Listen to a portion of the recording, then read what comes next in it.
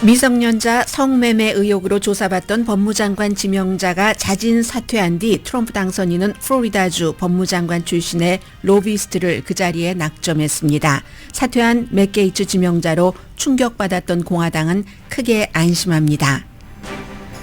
팜본디 법무장관 새로운 지명자는 플로리다 법무장관 당시 트럼프 대학을 수사하려다가 트럼프로부터 2만 5천 달러 재선 자금을 받은 뒤 수사를 중단했습니다. 부정선거를 주장하는 트럼프 충성파입니다. 법무부가 트럼프 법률사무소가 될 수 있다는 우려도 나옵니다. 게이츠 지명자가 나간 뒤 시선은 게이츠 지명자와 비슷한 혐의로 수사받은 핏 헤그세스 국방장관 지명자에게 쏠립니다. 헤그세스 지명자 논란이 가라앉으면 또 다른 지명자들의 문제도 대기 중입니다. 지명 속도는 빠른데 지지층을 제외한 대부분의 국민에게는 크게 어필하지 않는 내정자들이 많습니다. 러시아가 우크라이나에 쏜 미사일은 전문가가 어제 지적한 것처럼 대륙간 탄도미사일이 아니라 실험 중인 새로운 형태의 미사일이었습니다. 오레슈닉 호두까기라는 이름의 이 미사일 사정거리는 3,420마일 미만으로 유럽에는 도달하지만 미국에는 도달하지 못합니다. 문제는 푸틴의 다음 행동은 무엇인지입니다. 러시아가 북한에 원유를 공급하는 위성 사진을 BBC가 입수했습니다. 국민의 생명을 담보로 한 러시아와의 거래가 원유 정도로 그칠 리는 없습니다. 미국과 이스라엘은 회원국이 아니지만 국제형사재판소의 이스라엘 총리에 대한 체포영장 발부는 도덕적인 측면에서 타격입니다. 네타냐후 총리는 비상사태로 그가 탄 비행기가 회원국 124개국에 도착해도 착륙해도 체포가 가능합니다. 비트코인이 한 개당 10만 달러 가까이 오르면서 투자자들은 언제까지 오를지를 추측합니다. 트럼프 소셜미디어 회사가 암호화폐 페이먼트 회사 상표 등록 신청을 했습니다. 이해 상충 관련됩니다. 올해 추수감사절 식탁 비용은 지난해보다 약 5% 싸졌습니다. 빵과 크랜베리 정도를 빼고 거의 모든 재료값이 내려갔습니다. 트럼프 행정부의 이민 정책은 불법 체류자 단속에서 끝나지 않습니다. 합법 이민 승인 속도를 늦추고 시민권 취득을 포함해 과거 이민 신청에서 사기 행위를 찾아내기 위한 인력 배치도 할 것으로 예상됩니다. 불법 이민자에서 정부 효율성 부서를 이끌 일론 머스크의 시민권을 박탈하진 않겠지만 트럼프 두 번째 임기에서는 시민권 박탈이 엄청나게 강화될 것이라고 스티븐 밀러 정책 담당 부비서실장이 밝혔습니다. 여러분 안녕하십니까? 오늘의 미국 강혜신입니다. 대통령도 중요하지만 대통령과 함께 일할 새로운 행정부에서 그 장관도 무척 중요합니다. 미국의 정치이기도 하고 미국의 현실 또 다른 나라에 대해서는 미국의 얼굴이기도 합니다. 바이든 대통령과 아니면 그 전에 대통령들에 비해서 트럼프 당선인의 인주는 무척 속도가 빠릅니다. 가장 가까이 바이든 대통령의 경우는 당선되고 그때가 11월 7일인가 그랬습니다. 이틀 정도 차이가 나죠.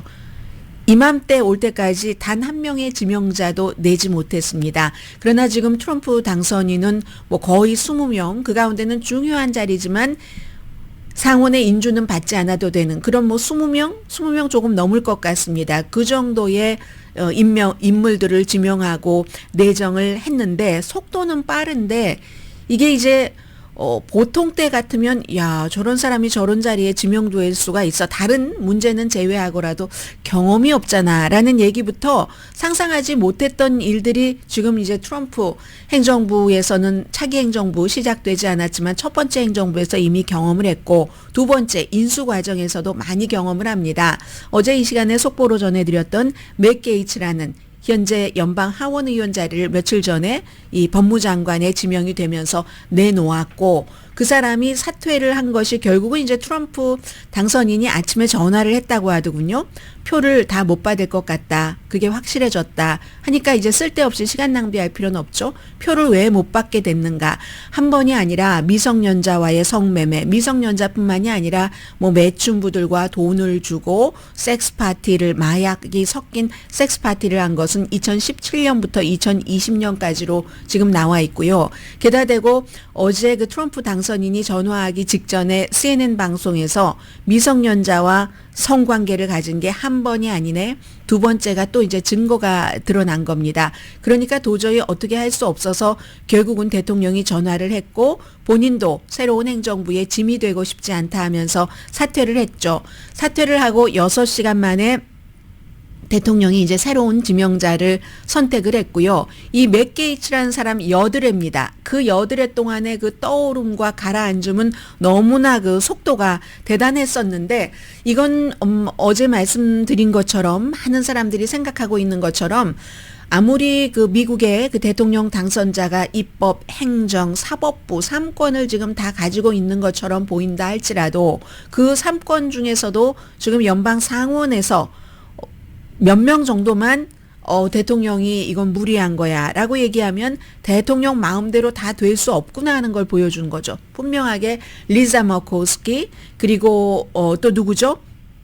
수잔 콜린스, 미치 메코넬. 미치 메코넬은 뭐 워낙에 맥 게이츠라는 사람이 미치 메코넬을 싫어했으니까 트럼프 후보에게 당선인에게 충성하다 보니까 그리고 유타의 존 커티스 상원의원은 찍지 않는다는 것이 너무 분명해져서 4명 표를 잃으면 끝입니다. 3명 표를 잃으면 여기도 인선청문회에도 부통령이 그때는 이제 J.D. 벤스가 되겠죠. 한 표를 행사해서 51표 과반수를 받는데 4명이 나왔기 때문에 이건 어떻게 해볼 수가 없는 겁니다.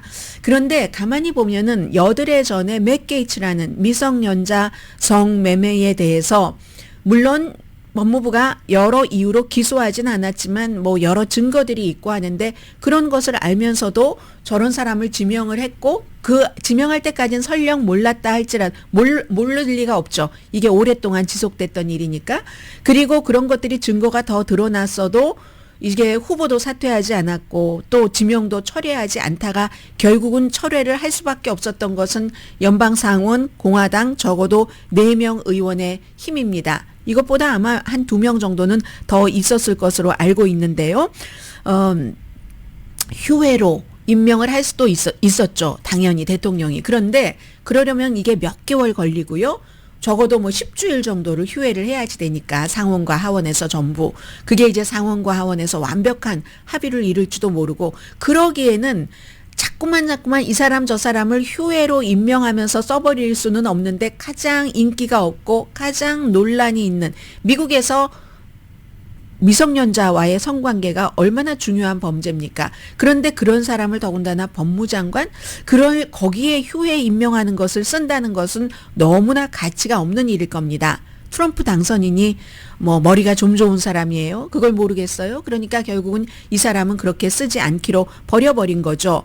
그러면 그런데도 불구하고 제가 또 생각이 되는 것은 이 사람이요. 지금 뭐 연방 플로리다주의 상원 의원이 비었으니까 그 자리로 갈 수 있는가 아니면 트럼프 당선인이 줄 수 있는 자리가 너무 많죠. 맥 게이츠가 트럼프 당선인에게 정말 나에게 충성하는 사람이야 하고 보였던 것은 뉴욕에서 법원 앞에서 방송에서 말씀을 드렸었습니다. 그 당시에 법원 앞에서 유죄 판결을 받고 나왔는데도 딱 앞에서 지키고 기다리고 섰다가 트럼프는 무죄인데 마녀 사냥이야 라고 주장을 했었던 정치인들이 많죠. 눈도장을 찍었다고 그 당시에 말씀을 드렸습니다. 맥 게이츠도 눈도장을 찍었고요. 맥 게이츠 후임으로 지금 지명한 플로리다주에서 오랜 동안 이 법무장관, 검찰총장을 했었던 이 새로운 지명자도 그 당시에 눈도장을 찍었던 사람입니다. 그래서 이 맥 게이츠 경우는요. 그런 미성년자 성매매 이런 일이 있었음에도 불구하고 플로리다의 주지사가 That's okay 하면은 다시 상원이 아니라 상원은 지금 자리가 비니까 주지사가 주는 거고요. 하원 의원이 또 될 수 있습니다. 이번에는 사임을 했지만 maybe 그것까지 다 계산했을지도 모르겠어요. 그렇지만 이미 11월 선거에서 재선에 성공을 했거든요. 또 다른 임기로 이번 임기는 끝이지만 1월 초에 선서를 할 때 또 다른 임기로 맥 게이츠가 연방 하원 의원이 될 수도 있다는 거. 이게 미국이 이런 나라입니다. 그리고는 이제 플로리다 최초의 여자 검찰총장, 여자 그 법무장관이었습니다. 팜 본디. 굉장히 젊어 보이잖아요. 그런데 59살입니다. 그리고 이 법무장관이 되고 그 앞뒤로 이제 변호사 사무실 같은 데서 일했는데, 지금 트럼프 당선인의 첫 번째 비서실장으로 내정이 된 수지 왈리스도 일했었던 그런 그 법률사무소에서 일을 했었고, 그리고 로비스트도 했습니다. 이 수지 왈리스 이런 사람도 같이 로비스트를 했던 사람이거든요. 뭐 수지 왈리스는 담배회사 차기 비서실장이요, 백악관 담배회사를 위해서 아니면 광산 프로젝트 같은 데를 위해서도 로비 활동을 했었고, 바로 지금 법무장관으로 내정된 팜 본디 전 플로리다주의 법무장관도 카타르 등 이런 국가를 위해서 로비를 하고 돈을 받은 사람입니다. 그래서일 겁니다. 아마 앤디 김 연방 상원 의원 당선자가 연방 현재의 상원 의원인 엘리자베스 워렌 의원과 함께 어제 뭐 안을 하나 냈잖아요. 이런 지명자들의 과거 한 5년 동안 다른 나라 정부를 위해서 일을 하고 어떻게 돈을 받았는가, 이것을 철저히 조사를 해야지 된다는 그런 안을 아마 이런 문제 때문에 내놨을 겁니다.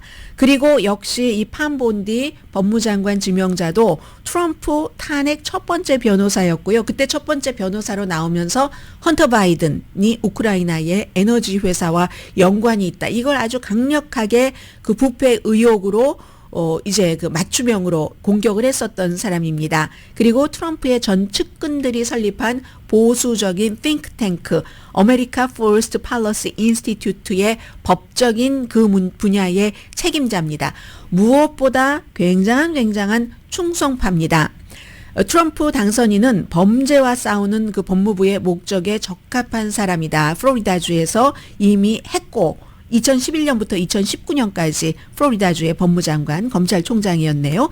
굉장히 스마트하고 터프한 미국 우선주의 아주 그냥 전사다, 이렇게 얘기를 했는데 부정선거 주장을 엄청 많이 했었던 사람입니다. 그러나 이 지명자는 팜 본디 지명자는 맥 게이츠와 같은 그런 그 오점은 없죠. 그리고 그런 성품도 아닙니다. 맥 게이츠는 하원에서도 모든 걸 다 깨는 데만 일을 했었던 사람입니다. 변변한 법안 하나도 내놓지 않아서 의원들도 다 동료들도 싫어하는 사람이죠. 마조리 테일러 그린 이 정도가 서로 친구일까요?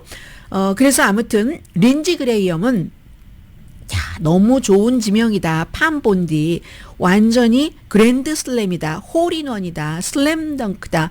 올림픽 금메달리스트다. 이렇게 얘기를 합니다. 연방 법무부는요, 11만 5천 명 정도가 일을 하고 있고 450억 달러 1년 예산입니다. 그리고 이제 지금 트럼프 당선인이 법적으로 나의 적을 처벌을 하겠어, 뭐 이렇게 지금 강조를 해왔었던 것이고, 그리고 실제로 이 지명자인 팜 본디도 트럼프를 수사를 했었던 잭 스미스 특별검사 엄청 욕했었습니다. 그런 사람이고요. 아무튼 그리고 또 플로리다주의 법무장관을 할 때 이런 일이 전에는 한 번만 있어도요, 이거 드러나면은 금방 취소입니다. 지명 취소인데 지금 미국의 장관 지명자들의 그 기준이 너무 낮아졌어요. 문턱이.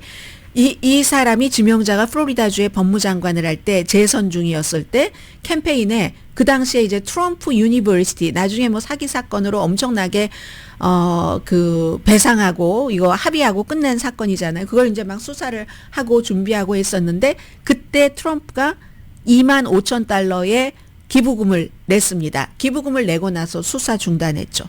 그 이유 때문에 중단하고 안 한 거 아니라고 하지만 사람들은 그 케이스를 그렇게 보고 있습니다. 이게 제일 유명해요, 이 사람의 케이스에서. 그리고 또 다른 케이스는 늘 십자가 목걸이를 달고 다닌다는 것, 뭐 하나의 특징이죠. 또 하나는 제가 어제 폴리티코에서 봤는데 생각나는 것만 말씀드립니다. 하도 재밌어서요. 어떤 개 때문에 소송을 했는데 뭐 허리케인인가 이 같은 자연재해에 의해서 이 지금 법무장관 지명자가 개를 갖게 됐어요. 그러니까 자연재해, 허리케인이었던 것 같아요. 플로리다니까. 허리케인 중에서 집을 잃은 강아지인 겁니다. 집을 잃은 강아지를 본인이 이제 어떻게 본인한테 오게 돼서 키웠어요. 나중에 그 강아지 주인이 강아지를 찾다가 이 사람이 갖고 있는 걸 알았는데 돌려달라고 하니까 돌려주지 않았습니다. 소송을 했습니다. 꽤 오랜 기간 소송을 했어요. 그래서 이 법무장관 지명자가 주장하는 것은 아니 강아지를 방치를 했다. 방치를 했으니까 나에게까지 왔지 하고 그 주인들은 그 자연재해에 대해서 그렇게 됐다 해서 결국은 그 법원에서 주인에게 강아지를 돌려줘라 해서 강아지를 주인에게 돌려준 그런 케이스가 있었습니다. 이제 그런 그 팜본디 지명받는데 별다른 어려움 없어 보입니다. 워낙에 앞에서 한번 뒤었기 때문에 맥 게이츠라는 후보에게. 그리고 이제 이게 끝나고 나면은 지금 핏 헥세스 박스 출신의 뭐 약간의 군 경험 있고 소령 출신의 그리고 이제 극우주의 내지는 뭐 조금 나치에 가까운 백인 우월주의 아주 극단적인 기독교주의 이런 문신을 몸에 이제 잔뜩 하고 있는 바로 이 국방장관 지명자가 또 이제 문제가 또 되겠죠. 아무래도 경험도 없고 뭐 여러 가지 이슈가 있기 때문에 더군다나 성폭행 깨끗하게 끝났어. 그때 돈 주고 합의하고 끝났어 하는데 지금 나오고 있는 자료 같은 거 보면은 아주 완전히 깨끗하게 뭐가 정리된 것 같지도 않습니다. 그래서 이 부분도 지금 불안하거든요. 근데 이 케이스는 JD 벤스라는 현재는 연방 상원 의원이고 내년 초부터 트럼프 그 당선인과 함께 부통령으로서 일할 JD 벤스에도 약간의 그 어떤 크레딧 상하게 될 수도 있는 케이스입니다. 만약에 핏 헤그세스가 국방장관으로서 인준받지 못한다면 이 사람이 맥 게이츠 데이고 하루 갔고 또 다른 하루는 바로 그 핏 헤그세스를 데리고 동료인 연방 공화당 상원 의원들에게 제발 아주 훌륭한 사람이니까 뽑아주세요. 인준청문회 통과시켜주세요 했는데 두 사람이 다 비슷한 성관계 범죄 문제로 탈락하고 만다면 JD 벤스도 스타일 구기는 거죠. 만약에 이 케이스가 끝나고 나면은 로버트 케네디 주니어 보건복지부 장관 케이스도 또 인준받을 때 여전히 문제가 될 겁니다. 물론 워낙에 맥 게이츠에게 그냥 황당함을 겪었기 때문에 통과가 될 수도 있지만 로버트 케네디 주니어가 이 문제는 많이 나오진 않았는데요. 사실은 지난 5월 달에 어떤 그 ESPN에서 일하다가 본인의 팟캐스트를 하고 있는 사람과의 인터뷰에서 임신 말기에도 낙태를 할 수 있다. 거기에 이제 물론 진행자가 그렇게 질문들을 유도를 했어요. 근데 원래부터 이 그 보건복지부 장관으로 지명된 로버트 프란시스 케네디 주니어는 낙태를 지지하는 사람이었고 이렇게 질문하다가 답변하다가 결국은 아무도 여성들이 임신 8개월이 돼서 낙태하길 원하지는 않을 겁니다. 그러나 임신 말기라도 그 결정은 정부가 하는 게 아니다. 여성들이 해야지 된다. 지금 이런 문제가 있죠. 그런데 보건복지부는 낙태에 대한 지원 이런 것도 연관이 많고 그리고 또 그것보다는 그 세이지 스틸이라는 사람과 인터뷰를 한 겁니다. ESPN 호스트였어요. 예전에. 그 8년 전에 트럼프 당선자를 아돌프 히틀러에 비유를 했는데 아주 그냥 적나라하게 대공황 등 경제적으로 굉장히 어려웠을 때 히틀러와 같은 사람들이 공포를 이용해서 정권을 잡았다. 히틀러뿐이냐? 무솔리니, 이탈리아의 무솔리니도 그렇고 뭐 스페인의 프랑코는 안 그랬어? 프랑코도 그렇고 이런 사람들이 다 트럼프가 그런 사람들과 마찬가지로 공포로 정권을 받은 사람이야. 무슬림, 흑인, 특히 오바마에 대한 것 얼마나 심해? 게다 대고 히틀러는 계획이라도 있었지. 이 계획도 있었고 뭔가 정책이라도 있었는데 트럼프는 그것조차 없어. 제정신이 아니야. 이런 얘기를 한 오디오가 뭐 들려드리진 않겠습니다. 과거에 했던 거니까 오디오가 지금 나왔거든요. 그래서 사실은 보건복지부도 설령 보건복지부 장관이 인준을 받아서 일을 한다 할지라도 이것도 트럼프 당선이 그 당시에는 트럼프 대통령이 어디까지 용인하느냐에 따라서 이 보건복지부 장관의 힘이 펼쳐지고 펼쳐지지 않고 할 수 있을 것으로 전문가들은 보고 있고요. 그리고 환경정책도 이 사람은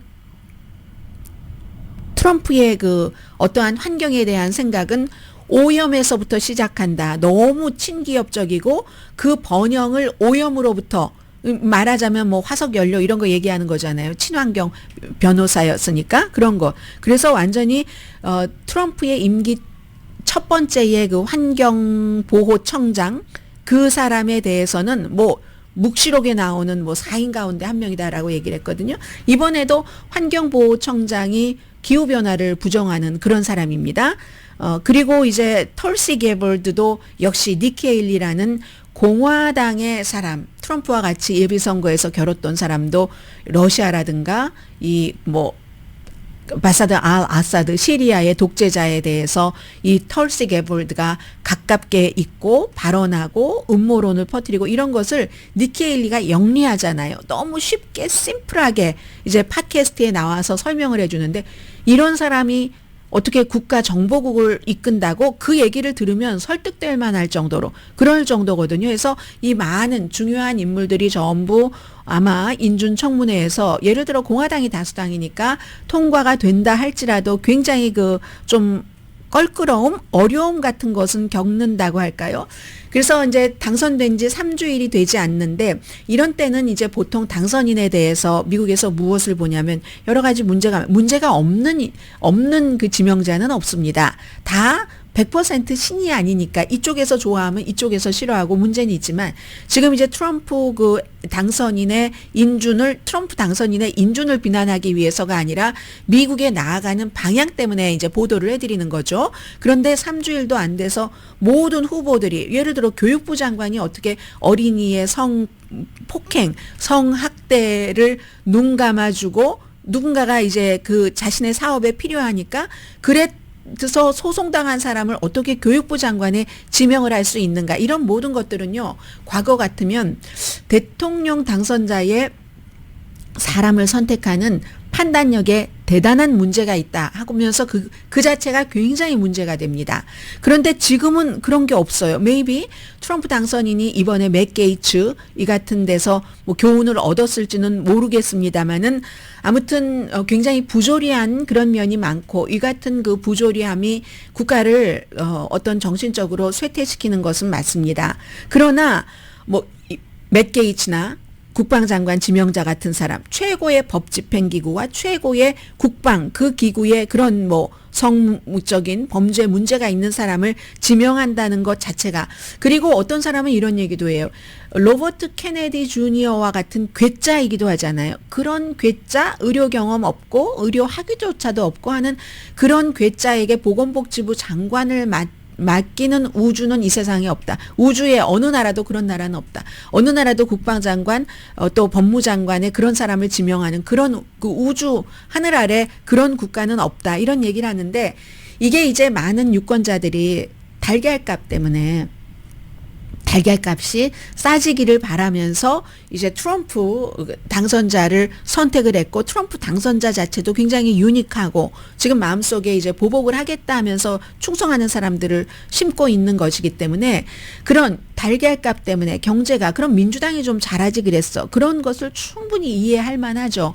그러나 이제 국가에는 달걀값을 걱정하지 않아도 되는 사람들도 있으니까 그런 사람들은 달걀값보다는 이 같은 뭐 민주주의라든가 좀 너무 동떨어지게 들릴지는 모르지만 이 같은 사태가 오는 것을 수없이 또 경고를 했으니까 그런 것을 막는데 한 표를 던졌으면 어땠을까 이런 것들도 지금 뭐 사람들이 얘기하고 있지만 too late인 것 같기도 하고요. 아무튼 지금 이 시점에서는 그럼에도 불구하고 트럼프 대통령 당선인이나 지명자들이 지명을 받으면 또 지명을 받지 못하면 또 다른 사람이 지명이 돼서 어떻게 하면은 부작용을 최대한으로 줄이면서 경제도 살리면서 보통 사람들이 너무 어렵다고 하니까 그렇게 나라를 이끌어갈 수 있을까 하고 바랄 뿐이죠. 그러니까 트럼프 대통령을 지지를 했었던 사람들은 너무 많이 사랑으로 모든 것이 다 옳다 하는 눈으로 바라보는 것은 더 이상 사랑이 아닌 것 같습니다.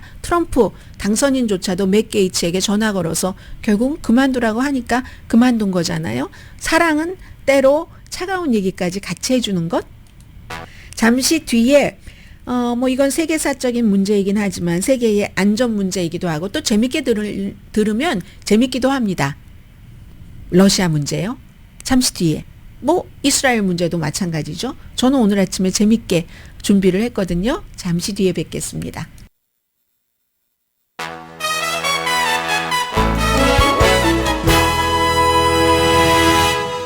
라디오 서울 방송 오늘의 미국 듣고 계십니다. 네, 제가 지금 이거 한번 보느라고요. 네. 지금 캘리포니아주 45지구 미셸 스틸 현 의원과 민주당의 드렉 트란 도전자 현재요. 표 차이가 아침에 제가 들어올 때와 거의 비슷한가요? 98% 개표 현재 표 차이가 얼만큼인가요? 480표 차이인가요? 480표 차이 납니다. 지금 미셸 스틸 후보가 뒤지고 있는데 이 추세를 보면은 처음에는 한동안 선거가 끝나고 나서 미셸 스틸 그 현 의원이 한 5% 정도 앞서갔습니다. 그러다가 조금씩 계속 어느 순간부터는 며칠 지나면서부터는 그 계속 내려가기만 했지 올라가질 않았거든요. 그리고 지금 뭐 480표 정도 차이가 나니까 2% 개표에도 크게 차이가 나지는 않을 것 같습니다. 뭐 이런 경우는 뭐 재검표 같은 거 요청 뭐 자동으로도 되기도 하고 하니까 이건 좀 지켜봐야지 되겠는데요. 현재는 하원이 공화당이 219석, 민주당이 213석 이렇게 됐고 여기가 지금 확정이 되지 않았어요. 한 군데만 확정 안 된 건가요? 435표 가운데서 아무튼 지금 이렇게 돼서 뭐 미 전역에서 지켜보고 있습니다. 2%. 야, 그냥 끝날지 끝나지 않을 가능성이 더 높아 보이는데요. 블라디미르 푸틴 러시아 대통령이 우리가 발사한 게 무엇이다 하고 발표를 했습니다. 우크라이나는 처음에 미제와 영국제 미사일을 그 러시아에 발사를 하고 나서 우크라이나가 받은 게 대륙간 탄도미사일이다라고 얘기했고 미국에서는 바로 대륙간 탄도미사일은 아닌 것 같다라고 했고 푸틴은 오레슈니크 이게 이제 러시아 사람들은 무기 이름에도 일상생활용품 많이 붙이잖아요. 호두까기죠. 호두 딱 까는 그 호두까기. 이게요. 뭐 새로운 초음속 중거리 미사일이다. 뭐 해서 뭐 요격할 수도 없다. 이게 블라디미르 푸틴 말도 다 믿으면 안 됩니다. 이론상으로는 그 사정거리가 3,420마일 미만이니까 중거리니까. 그러니까 유럽은 타격 대상이 되지만 이 경우는 미국엔 도달하지 못합니다. 이것도 푸틴도 다 계산을 한 거죠. 지금 이제 우크라이나와 러시아와 미국과의 이 관계를 말씀드리고 있는데요. 이게 우크라이나 중부 도시 드니프로에 쏘아진 미사일 뭐 여러 종류를 쐈지만 그 가운데 하나가 이렇게 새롭다고는 하는데 또 새로운 것도 아니라고도 합니다. 새롭고 뭐 이런 그 이름의 미사일인데 푸틴이 항상 과거에도 과장해서 얘기하는 게 많습니다. 뭐 이런 독재자들은 능력에 대해서 허풍 떠는 것들이 좀 있잖아요. 그래서 새로운 무기라기보다는 한 13년 전에 뭐 제가 무기를 뭘 알겠습니까? 처음 시험된 RS 러시아자 붙는 거겠죠. RS 뭐 26를 기반으로 해서 만들어진 그런 거랍니다. 그래서 이제 구태여 뭐 신무기라고 볼 수는 없는데 또 이걸 또 따지고 보자면은 대륙간 탄도미사일로 분류할 수도 있답니다. 여러 개의 핵탄두를 탑재하면은 그러면은 뭐 전적으로 핵무기와 연관이 되니까 그런데 이게 우크라이나로 쏠 때는 뭐 가짜예요. 더미 탄두를 탑재한 것으로 지금 파악을 하고 있습니다. 그리고 러시아가요. 미국에 알려줬어요. 이거 핵을 탐지한 것은 아니지만 그렇지만 만약에 핵을 탐지한 뭔가를 할 때 세계 모든 나라들은 적국이라 할지라도 다 서로 그 한라인 같은 것들이 있습니다. 이 한라인을 끊어버릴 때 문제인 거죠. 해서 핵을 탑재하지 않았어도 미국에 30분 전에 알려줬답니다. 그런데 미국에 30분 전에 알려줬어도 저는 미국은 그 하루 전에 알고 있었다는 것을 뉴스에서 알 수 있잖아요. 우리는. 왜냐하면 미국은 위험한 것이 날아가니까 이미 쉘터로 숨고 이 미국 그 대사관 다 피해라 하는 그런 명령이 내려졌으니까 이거는 미국은 러시아가 30분 전에 알려주기 전에 다 알고 있다는 거죠. 그만큼 미국의 정보력이 대단하다고 하는 거죠. 그래서 이 같은 위협, 서방 세계가 주지 마라, 우크라이나에 더 이상의 그런 무기 하는 것으로 받아들여야지 되지만 위협이라는 거 항상 심각하게 받아들여야지 되지만 고지고대로 받아들이면 안 된다는 거죠. 2022년도에도 뭐 러시아가 핵무기 사용을 고려를 했었다고는 합니다. 그 당시에. 근데 군이 엄청나게 반대를 했다고 하죠. 푸틴도 무척 감정적인 사람이랍니다. 이 사람이 뭐 KGB 수장을 했지만 감정적이어서, 그러나 이런 때 러시아도 제어 장치가 있는 거예요. 그러시면 큰일 납니다. 푸틴 대통령 각하도 다치십니다. 이렇게 할 수 있는 사람, 그렇게 푸틴이라는 사람을 설득시키려면은 군이 엄청난 지식과 카리스마와 이런 것이 있어야지 설득을 시킬 수 있는 거죠. 그렇기 때문에 지금 미국에 피트 헥세스라는 소령 출신의 사람을 국방장관으로 해서는 안 된다는 주장이 거기서 가장 중요하게 나옵니다. 뭐 백인 우월주의자 그룹, 무슨 뭐 새로운 나치 그룹, 지독한 기독교 극단주의, 이런 것들보다도 정말 핵무기 어떤 이 같은 위기가 있을 때 대통령에게 이래서 안 됩니다 하려면은 거기에 대한 지식이 있어야지 되고 경험이 있어야지 되고 카리스마와 신념이 있어야 되잖아요. 해서 한번 푸틴이 그걸 멈췄던 적이 있기는 있다고 하고, 지금은 이제 선제 대응을 한 셈인데, 미국과 마찬가지로 푸틴도 뭐 굉장한 것은 충돌을 피하려는 뜻이 있는 겁니다. 왜냐하면 트럼프가 들어오면은 뭐 아무래도 우크라이나보다는 나에게, 푸틴에게, 러시아에게 좋게 협상을 해줄 수 있으니까 구태여 트럼프가 대통령으로 들어오기 전에 극단적인 카드를 다 써버릴 필요가 없잖아요. 그 머리 좋은 그 푸틴은 계산까지 하지 않더라도 직감적으로 그런 게 오지 않겠습니까? 그런 것들이 있고, 미국도 피하고 싶어하고, 러시아도 마찬가지예요. 만약에 그렇게 해서 어느 나라를 공격을 하면은 이거는 또 서방 세계에 위협하면서 공격을 했는데, 어느 나라 하나라도 공격을 하면은 이건 나토 헌장 5조에 따라서 우리가 공격받은 거다 하고 다 뛰어들 텐데, 이걸 푸틴은 어떻게 감당을 하겠습니까? 그래서 어떻게 보면은 그 오레슈니카 같은 이 같은 새로운 미사일을 자꾸만 사용하고 한다는 것은 미사일 전쟁의 새로운 시대에 돌입됐다, 이렇게 이코노미스트는 지적을 하던데요. 이란도 지금 이스라엘에 최근에 뭐 탄도미사일을 200발이나 발사를 했었잖아요. 전에 없던 그런 일을 했고, 인도도 자체적으로 공중 그 발사 탄도미사일 이런 것도 했고, 인도는 뭐 초음속 미사일 실험도 한다고 하고 했고 11월 달에. 그리고 이제 미국도 독일에 2026년도에 중거리 핵이 들어있는 건 아니지만 미사일을 배치를 한다고 하잖아요. 그리고 유럽도요, 지금 자체적으로 뭔가 우리가 이렇게 방어망 구축하는 거, 이런 거 열심히 지금 하고 있습니다. 각 나라가요, 미사일 방어에 막대한 투자를 하고 있습니다. 한국도 지금 신경을 써야지 되는 거예요. 트럼프에게 방위비 분담금은 어떻게 할 것이며, 아니 이렇게 될 때 김정은과 친하다고 하고 서로 좋아한다고 하는데 우리는 어떻게 할 것인데, 이런 한국 그런 것들 각 나라 지금 다 하고 있습니다. 이처럼 새로운 미사일의 시대이기 때문에. 그래서 어쨌든 이 오레슈닉 발사가 푸틴의 마지막 경고가 아닐 수도 있다, 여기까지 보고 있는데, 그 마지막이 뭐냐, 그 마지막에 대해서는 푸틴이 아무래도 푸틴조차 모를 수도 있죠. 감정에도 많이 휘둘리는 사람이기 때문에. 그러나 적어도 트럼프가 대통령이 될 때까지는 극단적인 최후의 수단, 극단을 쓰지는 않을 것이라는 게 전문가들의 생각이죠. 쓸 필요가 없잖아요. 트럼프가 알아서 본인 크게 손 안 대고 해줄 수도 있는데, 만약에 트럼프가 그렇게 해주지 않는다면 그때는 또 우리가 다시 푸틴이 극단적인 그것을 카드를 쓸 수가 있어 하고 생각을 해봐야지 되겠지만, 적어도 내년 1월 20일 그 이후에도 어느 기간 동안에 트럼프가 들어오고 나서까지 무슨 세계 3차 대전이 일어난다, 이런 것은 신경 안 쓰셔도 된다라고 말씀을 드릴 수가 있고요.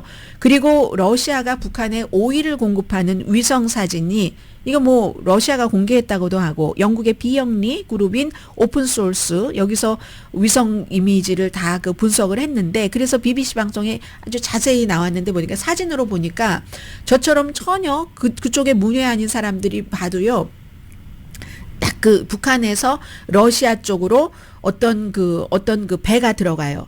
그 배가 들어가면 유조선이죠. 유조선이 들어가는데, 들어갈 때는 배가 바닷물의 높이는 일정하고 비슷하잖아요. 그 일정한 곳을 왔다 갔다 하는데, 러시아 쪽으로 유조선이 들어갈 때는 배가 많이 보입니다, 이 높이가.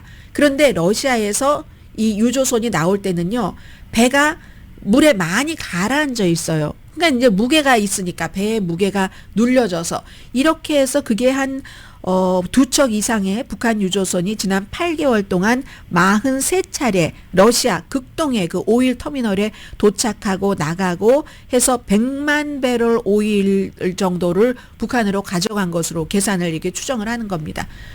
100만 배럴 갖고 되겠습니까? 지금 국민의 더군다나 젊은 국민들이 많다고 하고 장교도 다쳤다고 하는데 그 남의 나라 전쟁에 나가서 이것보다 훨씬 더한 거겠죠. 더한 것을 이건 이제 뭐 정찰 위성이라든가 탄도미사일을 발사할 때 더 진한 기술을 얼만큼 전해줄까. 여기에 이제 사람들은 더 신경을 쓰는 거고 그 자체도 유엔 결의안 위반입니다. 오일이 그 북한에 들어가긴 하지만 소량만 들어가고 대량으로 팔 수는 없게 돼 있잖아요. 그렇게 되는 경우 여러 경로를 통해서 이제 핵무기를 개발한다고 아무튼 100만 배럴 오일로 보상이 되지는 않는다고 생각이 되고요. 100만 배럴 오일하니까 러시아와 우리는 한국 사람들은 노래와 연관된 것들이 굉장히 많잖아요. 뭐 클래식에서부터 뭐 누구부터 뭐 쇼스타코비치부터 누구부터 훌륭한 그리고 뭐 문학도 그렇지만 음악으로 가면은 또 백만송이 장미꽃처럼 있잖아요. 그 백만송이 장미 백학인가요? 그거 부른 사람이 다다다다다 백학이죠. 백만송이 장미는 또 다른 여자 가수고 백학 그 부른 사람 자체도 사실은 푸틴에게 굉장히 충성하는 사람입니다. 아무튼 백만송이 장미 백학 다 백이네요. 자 이런 거 여기에 대해서는 어떤 사람은 바이든이 결국은 마침내 임기 말이 돼서야 용기를 보였다. 이거 조금 전에 줬으면은 우크라이나가 이렇게 땅을 많이 잃지도 않고 국민들 생명도 많이 구할 수 있었을 텐데 이렇게 얘기하는 사람도 있고 그러나 이 같은 그 러시아 그 블라디미르 푸틴의 조금 더 극단적이 된 행동이잖아요. 이걸 미국이 굉장히 두려워했었던 거죠. 푸틴이 허세로 끝낼 것인가 정말 더 큰 전쟁으로 갈 것인가 이걸 이제 미국도 굉장히 두려워했었던 것이고 그래서 시간이 오래 걸렸다는 얘기도 있고요. 아무튼 많은 사람들은 트럼프가 이제 정권이 바뀌어봐야 아주 중요한 문제들이 다 결정된다 이렇게 각오들을 하고 있는 것 같습니다. 잠시 뒤에 경제 관련 뉴스 전해드립니다. 지금 비트코인 보니까요. 오늘도 현재 0.55% 올라서 98,945달러, 10만 달러까지는 아직은 못 가지만 지금 처음으로 이제 바라보고 있는 거잖아요. 이게 언제까지가 제일 궁금하고 중요하겠죠? 이것도 이제 새로운 추세이기도 한데 암호화폐에 대해서 긍정적으로 공약한 트럼프 지금 당선인 효과인 거죠. 그리고 이제 증권거래위원장 정말 이 비트코인 업계에서는 원수처럼 생각했는데 게리 겐슬러도 이제 뭐 다른 사람으로 바뀔 거고요. 어떤 사람들은 쭉 간다. 20만 달러까지 간다. 뭐 심지어 100만 달러까지 간다 하는 사람들도 있어요. 그러나 누가 알겠습니까? 그렇게 자신 있게 말하시는 분들. 그러나 또 다른 뭐 헤지펀드 매니저들은 오늘 아침에 이제 CNBC에 나와서 얘기하는 거 보니까 여러 가지 변수가 있다는 거죠. 당연히 우리도 알고 있는 거시경제, 지정학적인 변화, 그리고 주요 비트코인 투자자 이거 중요하지 않아요? 마이크로 스트래티지, 실적 같은 것 이런 것으로 비트코인 흔들릴 수도 있다. 현재 뭐 이 회사가 마이크로 스트래티지가 한 300억 달러 정도 비트코인 갖고 있는데 2020년부터 그때 한 12,000달러 정도 할 때부터 갖고 있었고 앞으로도 뭐 더 투자한다 하는 얘기를 하고 있는데 그런데요. 디지털 자산 브로커 그 아프라에 있는 보안지향이라는 분이 하시는 얘기입니다. 이 암호화폐 시장은 언제나 그 변동성이 너무나 대단해서 날마다 모험을 할 걸 각오를 하고 일어나고 그리고 매주일마다 새로운 드라마가 나올 것도 각오를 해야지 되고 매달 한 달마다 이거 한 달 정도 되면 패러다임의 전환이 올 수도 있다 이렇게 얘기를 하고 있습니다. 아무튼 굉장히 관심이 있는 거고요. 트럼프 소셜미디어 회사가 암호화폐 페이먼트 회사로 상표 등록 신청을 했답니다. 트레이드마크 신청을 한 거예요. 이번 주 초에 Truth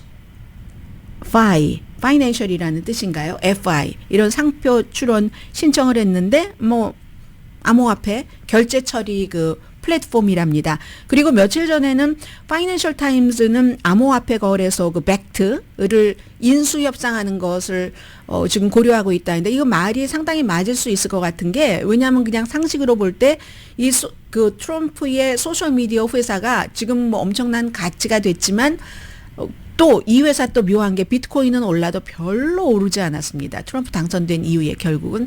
그런데 인원이 30명밖에 안 돼요. 30명밖에 안 되는데 암호화폐 페이먼트 회사로 일하려면은 이거 뭔가가 있어야 되지 않겠어요? 그러니까 아마 이 벡트 같은 데를 인수한다는 얘기인가 보지. 이거 굉장한 이해 충돌이죠. 아닌가요?